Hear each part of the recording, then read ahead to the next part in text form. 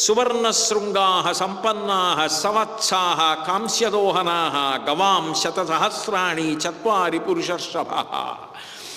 కొమ్ములకు బంగారు తొడుగులు చేయించి ఒక్కొక్క కొడుకు పేరు మీద ఒక్కొక్క 1,00,000 గోవుల్ని దానం చేశాడు దశరథ మహారాజు గారు. 4 లక్షల గోవుల్ని దానం చేసి సువర్ణశృంగా సంపన్నా పుష్టిగా ఉన్నవి, సవత్సా దూడలతో కూడుకున్నవి, కాంస్యదోహనా పాలు పితుక్కోవడానికి కంచు పాత్రతో కలిసి, గవాం శతసహస్రాణి చత్వారి పురుషర్షభ 4 లక్షల గోవుల్ని కొడుకుల యొక్క ఉన్నతిని ఆలోచించి దానం చేశాడు.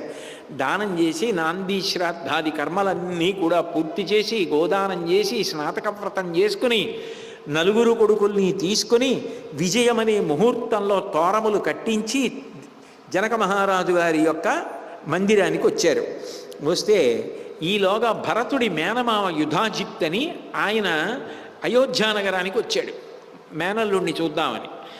అడిగితే లేదు, శివధనుద్భంగం చేశాట రాముడు, అందుకని రాముడికి సీతమ్మనిచ్చి వివాహం చేస్తామని జనక మహారాజు గారు కబురు చేశారు. దశరథ మహారాజు గారు మంత్రులతో పురోహితులతో మిథిలా నగరానికి వెళ్ళారని కౌసల్య సుమిత్ర కైకేయాదులు చెప్పారు.